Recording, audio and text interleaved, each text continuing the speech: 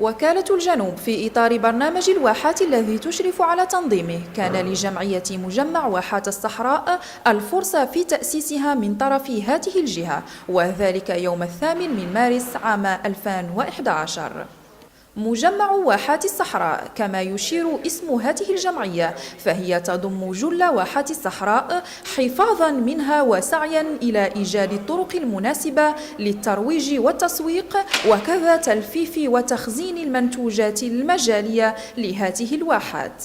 نأخذ على سبيل المثال الزيوت سواء كان زيت أرغان أو زيت الزيتون، الصبار، التمور وما عدا ذلك من الخيرات الربانية لهذه الواحات.